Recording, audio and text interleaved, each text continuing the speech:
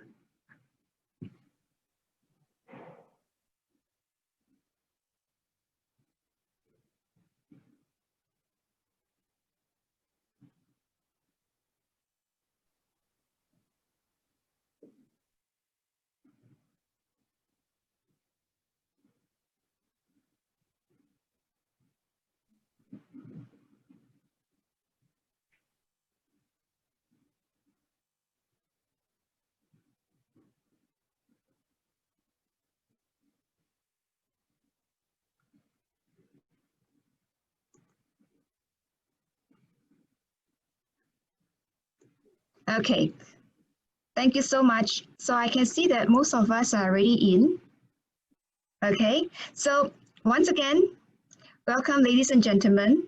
Sage Publishing is pleased to have you with us today in our inaugural event, Sage Hour, which is a series of webinars aiming to share useful publishing tips or industry news that are current yet important. My name is Irene Lai, Regional Marketing Manager in Sage Asia Pacific. Before I start introducing our first speaker, I just want to let you know a few things. First, your microphone is by default muted, and you may type in your questions in the Q&A box, and Caroline will answer them after her presentation. Or otherwise, I'll have my lovely colleagues at the back end helping to answer as many questions as possible during this session. But if we can't get to all the questions in time, we will definitely consolidate them and answer them via email. Again, no need to raise hand, just type in the Q&A box with your questions. Again, second, the entire session will be recorded and the recording will be sent to you after this session. So without further ado, let's welcome Caroline, publisher for editorial Sage Journals. Over to you, Caroline. Thank you very much. Okay, that's great. Thank you very much, everyone. And thank you, Irene, for that warm introduction. So without further ado, let's start with a broad overview of the publishing process. This presentation, these slides will take about 20 minutes. So this chart illustrates the timeline of the typical author journey, moving from the early stages of securing funding and conducting research, all the way through peer review and publication. You may spend months, even years, conducting research and gathering data, but the work certainly doesn't stop there. Sometimes writing the actual paper can be the most daunting. Getting published can be hard and standards are high, but there are a few tips we can share that will help along the way to ensure you succeed. First off, ensure your work is original. Avoid splitting one experiment or piece of research into several papers. That's called salami slicing. Share the workload, consider working with co-authors. You can allocate responsibilities and set each other deadlines and so forth. Read current journal articles in your field of study. Have you been through your literature review? Once you're ready to sit down and put pen to paper, plan time to brainstorm. Writing takes time and energy. Be sure to take time to outline and organize your manuscript. Ensure you have enough material, research, and data. Do you already have a journal in mind? Write for that journal. Once you've completed your first draft, resist the temptation of submitting it as soon as you've finished it. Let it breathe for a while and come back to it before submitting it. Read, reread, and revise. And then ask a colleague to read it. Sleep on it, then revise once more. Go over it multiple times and make sure all your key elements are there. Don't submit incomplete work and expect the journal editors or reviewers to do the job of finishing the paper for you. The Sage Author Gateway has a variety of resources, including links to English language editing services, author guidelines, the importance of search engines, how to get the title right, an FAQs page, and more. Maybe even find an experienced writer to help you. Look to others who've been published before for guidance. It's important to think about who you should name as the author. Authorship consists of these 4 criteria. Are there others who were involved but maybe don't meet all of these criteria? You can and should list them in the acknowledgements section. It's now time to consider which journal you'd like to submit to. It's crucial to do your homework. Whilst you might be wanting to publish in a leading journal in your field, you first need to think about the best home for your paper. As you are exploring journals, think about the journal's reputation. What do your peers say about a journal? What type of papers does the journal publish? What type of paper are you publishing? Is it empirical research, a review paper, brief report, or book review? Does the journal publish these kind of papers? What does your article reference publications that might be a good fit for your research? Does your paper fit within the aims and scope of a journal you're eyeing up? Check out who the editor is and who sits on the board and how highly cited they are in your field. Is the editorial board diverse? Do you know someone who's published in the journal that you can consult? Does the journal state the current rejection rate or turnaround time? What is the peer review policy? Are peer review comments published openly? What is the readership of the journal and is it indexed? And if so, where? What's the impact factor? What do the journal's key metrics tell you? Check whether your institution has any restrictions on where you could submit articles. For example, do they require that you publish in a journal which has got an impact factor? Does the journal you're looking at provide an open access option if needed? Finally, be on the lookout for predatory publishers, journals who don't do proper peer review. These are on the rise. Make sure the journal you're submitting to is included in indexes such as Scopus and PubMed. So once you decide which journal you want to submit to, read the manuscript submission guidelines for that particular journal and follow them. We cannot emphasize enough how much editors appreciate the effort you put in. If you do not follow the guidelines, there is a large chance your paper might be unsubmitted and sent back for adjustments before even being considered.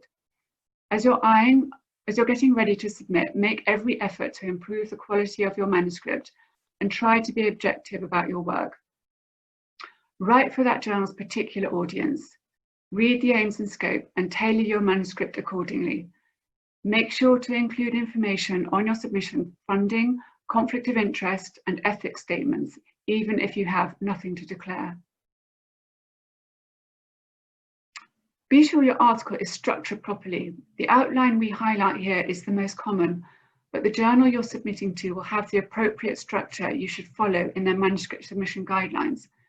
The introduction should identify a clear, compelling statement of purpose. The methodology section should be clear, meaningful, answerable, interrelated, and flow logically from the introduction. The results section discusses the key findings, while discussion covers what the results mean. Finally, the conclusion brings awareness to the limitations and doesn't go beyond the evidence. It might even outline future studies which are needed. If no one reads your findings, what's the use of disseminating your research? Help readers find your article with a well-written title and abstract.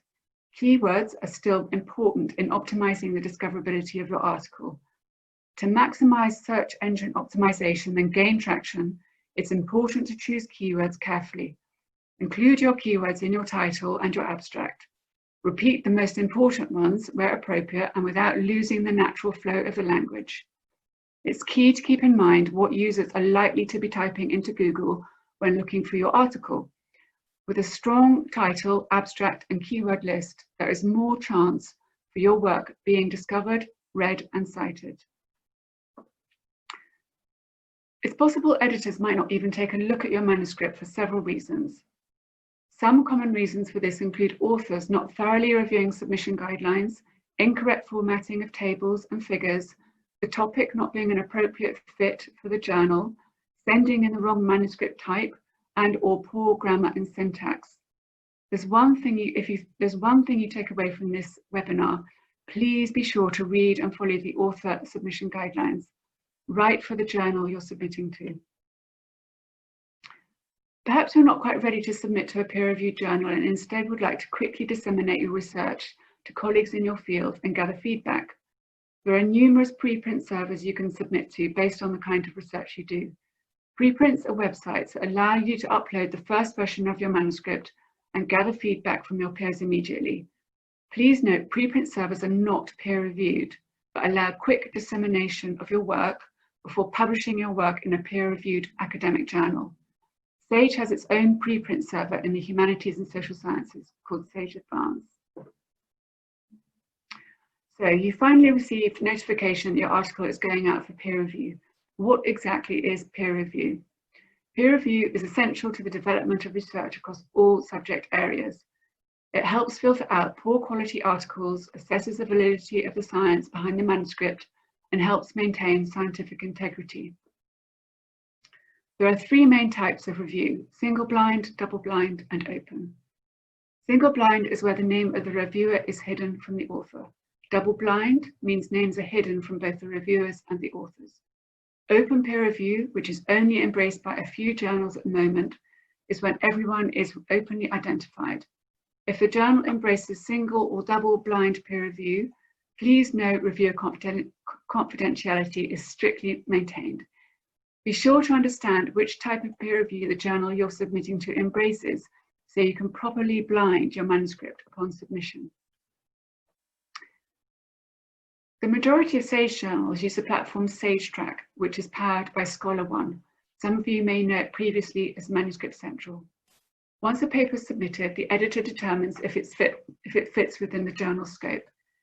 If the paper does not fit the aims and scope, or perhaps it recently published a paper on this topic, the paper will be desk rejected. Perhaps the editor sees initial fatal flaws. If it passes the initial checklist, your paper will most likely be sent out for peer review. The paper is sent out to at least 2 or 3 reviewers who are subject experts in your field. Reviewers assess and make recommendations to the editor, which will be one of the following: reject, accept pending major or minor revisions, or accept. Ultimately, the editor makes the final decision. Please know that peer review takes time and it's not something that happens overnight. It's possible you may face a rejection. In this instance, the reviewers are probably not convinced of the contribution to the knowledge base. Perhaps the methods are not robust enough for the journal, or specific sections are weak. Weak methodology could be, for example, too few observations on quantitative papers, or lacking transparency of qualitative methods. Maybe your paper was ill-focused or fundamentally flawed in their opinion. Try to take the rejection in stride and not take it personally if you can. Criticisms are there to enhance your paper. Read the reviewer comments and editor's letter carefully. Focus on why the manuscript was rejected and rework the paper to address the reviewer concerns. Perhaps you can resubmit to the same journal, or maybe you have another journal in mind which may be a better fit after you make recommended revisions. If you've made it through the next round, it's very rare for papers to be accepted without any revisions. Most likely you will see accept pending major revision or accept pending minor revision. Read the reviewer comments and editor's letter carefully. Following the timeframes requested, once you're ready to resubmit, clearly demonstrate what you have changed point by point. Address each reference point in a separate document. In addition, we recommend highlighting changes in the document as well, because this makes it easier for your reviewers and editors to compare the point-by-point response to the revised document. For example, ask authors to submit a highlighted revision, but not using track changes, and ask a clean revision. If you can't meet all the criticisms, explain why in a positive, polite manner. Keep in mind the process may take 2 to 3 iterations. So congratulations, your paper has been accepted, but the work doesn't stop there. Check out the Sage Author Gateway, Sage's dedicated space for author support and services. Visit the website for more resources, tips and tricks while writing, and how to promote your article after publication. Also outlined is which version of your paper you can share, where and when. We also have a Chinese Author Gateway that features translated materials. If you're still looking for additional guidance, we have an online learning platform called Sage Campus, on which we offer a course on how to get published. We also have a 3-part video series with some great tips and tricks that we're covering today. Plus, we have a handy PDF guide that you can reference and easily share with your colleagues. Now, in the remaining 12 slides, we'll look at how to do peer review. Aside from the benefits the peer review process has for each publication, there are also significant benefits for the peer reviewer. The most significant is the service a peer reviewer provides to their respective field. Each time someone does a peer review, they're directly helping to improve the quality of the article, offering the author new insights into their research methods and results, and giving the opinions of fellow experts in the field that can provide support and further insight. Increasingly, reviewers are recognized for their contribution. Benefits can include recognition via Publons and ORCID, where a reviewer can keep a record of publications and show which journals they reviewed for. Also, recognition can be shown with reviewer certificates and displayed as professional development and experience on a CV. Sage Publishing also offers some additional benefits to reviewers in recognition of their service.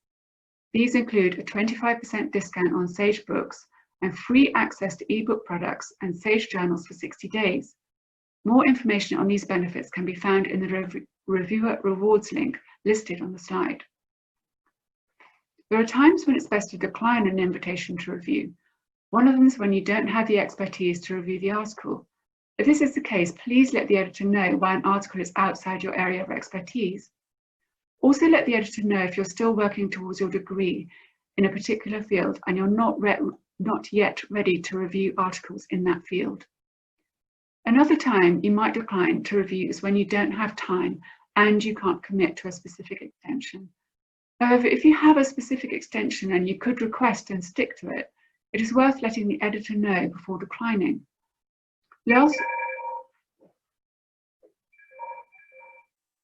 Lastly, you should decline to review if you have a personal conflict of interest with,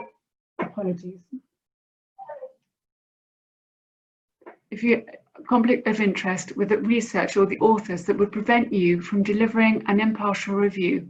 For example, some financial stake in the research.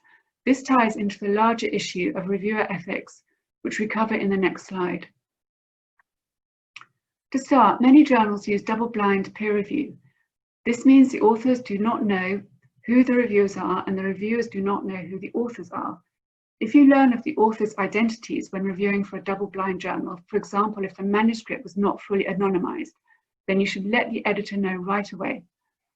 Definitely mention if learning the author's identities raises a particular conflict of interest for you. You should also let the editor know if you have some connection to the study that impacts study participants' privacy. For example, if you know someone involved in the clinical trial under review. Lastly, you'll have access to unpublished research, and it's important to keep the content of that research confidential.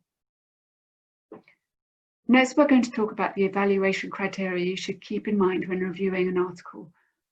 At Sage, we use the phrase research well done to describe our bar for publication.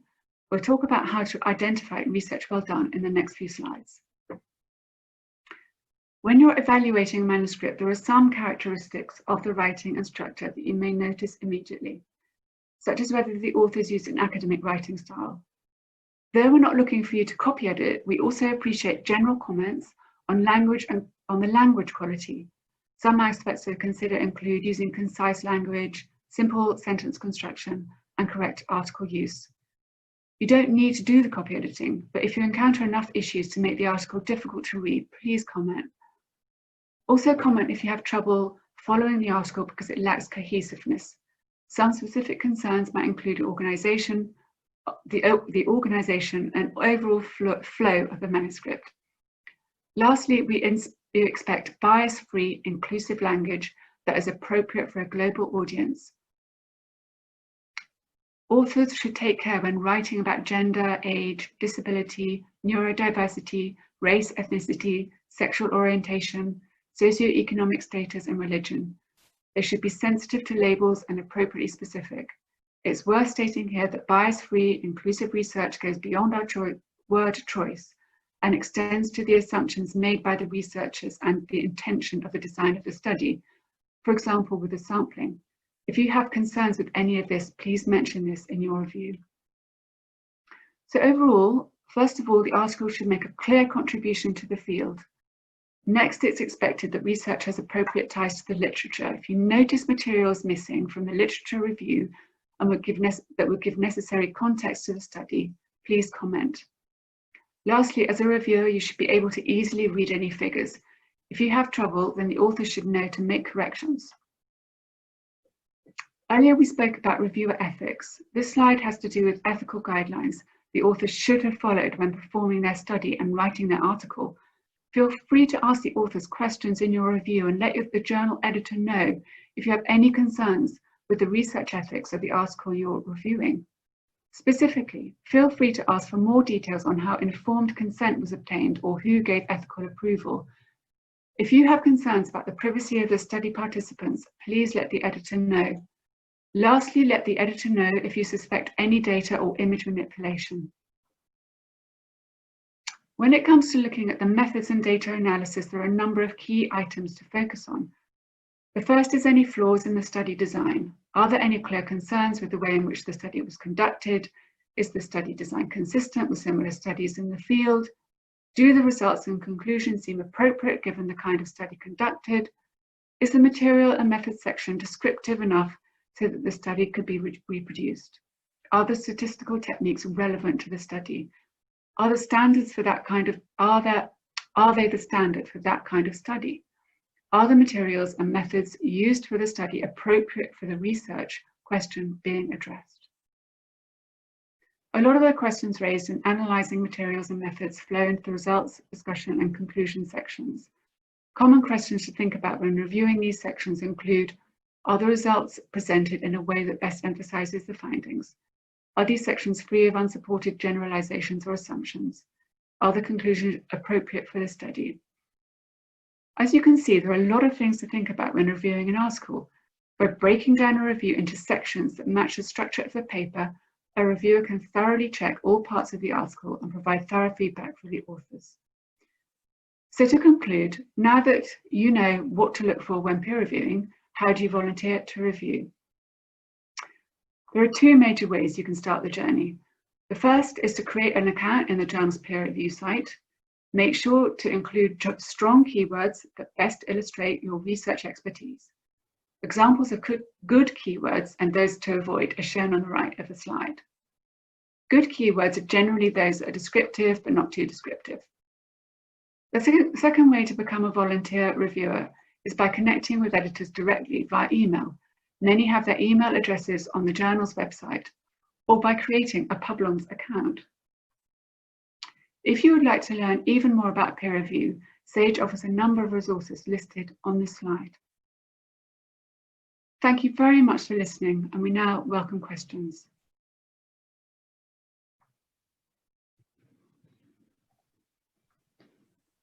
Thank you, Caroline. So we do have a few questions here, in fact, lots of questions here.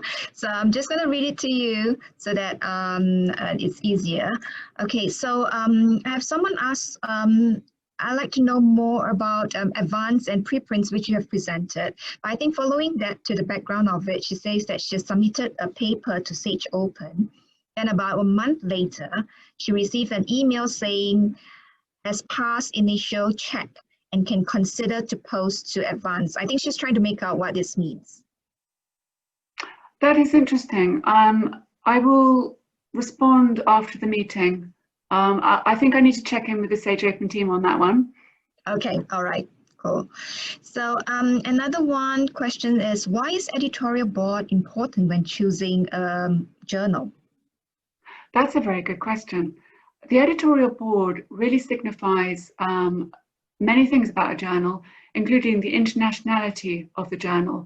So a really strong journal will have an international board with representatives from around the world. It's also very useful for you to see if you know anyone on the board, or if you can identify really leading academics in your field who are sitting on the board. Because that means that the journal is going to be really open to your research, because they will be publishing that type of content in the journal. I think it's also increasingly important to try and look at the gender diversity of boards too. Thank you. And the next question is, okay, let me see, it jumps.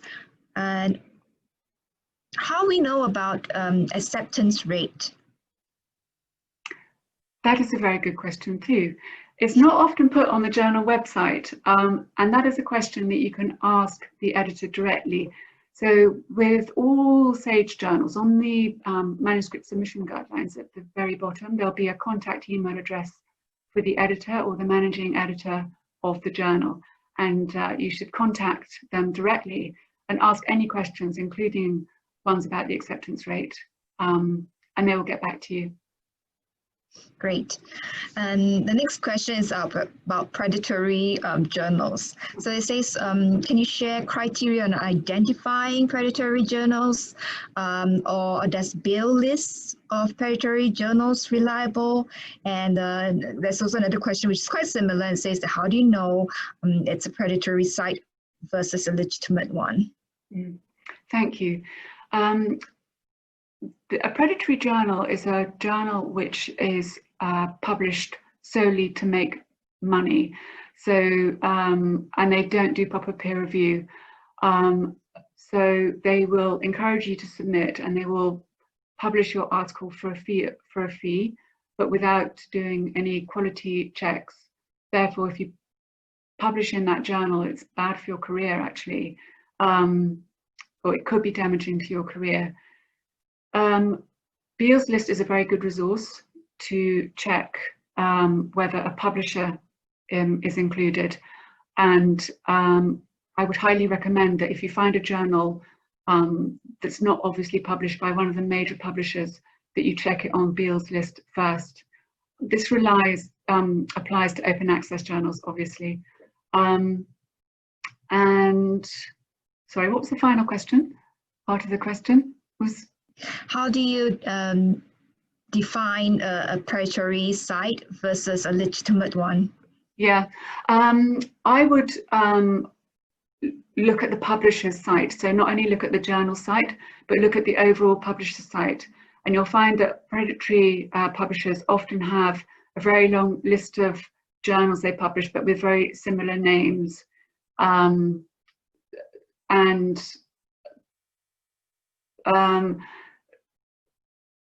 think that you would then need to, if you have suspicions, go to Beall's List and double check. Great. I also have another question here. Says, are there any advantages to choosing open access publishing if it's available at the journals? I think they're talking about hybrid. Are there additional fees to pay by the author for open access? Yes, there are advantages in publishing open access in terms of the dissemination of your content, because the article won't be behind the paywall. It's more widely accessible globally, and that can help with downloads and also with citations. So there are many benefits. In terms of payments for publication, there are a variety of different models. So there's gold open access, it's called gold open access, and often the model with this is that the author has to pay an article processing charge on acceptance of their paper. But often the article processing charge is paid for by your funder. So if your research is funded, there will be an element of that funding finance which will go towards paying for the article processing charge. We often publish journals too, which have support from the society that owns them. So the society will cover the cost of the publication of the article on behalf of their authors. Oftentimes, you'll find that there are also waivers, which means either the price, the cost of the article is waived, so you don't have to actually pay, or you get a discount. For example, if you're a member of a society, or the editor of the journal is allowed to give a certain number of free open access articles a year in some journals. So it's definitely worth contacting the editor or reading the submission guidelines and the information about the journal very carefully when you're considering which journal to submit to and the cost that might be implicated in that. Okay, I have a few questions here. I think they're quite similar, so I'm just going to group them into one. The question is about how do you know how long the paper is going to be? How long are they going to wait for the paper once they have submitted? And do they wait, or do they and how long do they stop waiting and start submitting to another journal? That's a really good question. Yeah. Often in the manuscript submission guidelines or the information about the journal, there is an indication of how long the author will need to wait to get the first decision, and the first decision is whether the article will be going out to be reviewed, and then typically how long they will need to wait to get the first round of information back on the article from the reviewers or from the editor. Ideally, 6 weeks would be a good turnaround time for a humanities and social science journal to get some indication of whether your article is going to go through the full peer review process. Some editors are a lot quicker than others and will get back to you within a week to let you know if it's just a desk reject and the article isn't appropriate for that journal, and that's great because then you can go on and submit to another journal. But once your article is going into peer review, you should really wait to hear the final decision before you decide to resubmit it. I mean, obviously, if it takes sort of 6 months or something, you can contact the editor and ask them where they're at, and then you might offer to say, I want to withdraw my paper. Thank you. And I think we have time for just one more question. And it says, and it's a question about the same thing on review. So let me just attempt to understand this one. It says that if the journal asks for review, what are the things we need to take care to accept the offer for review manuscript? Right. I think from that I understand the question is about how do you know if it's appropriate for you to accept to be a reviewer? Yes, I think so, yeah. yes. Yeah. Because there are a few questions around being reviewer as well, and what's the criteria? Yeah. Well, the first thing to say is that editors are always looking for reviewers. So, you know, it's,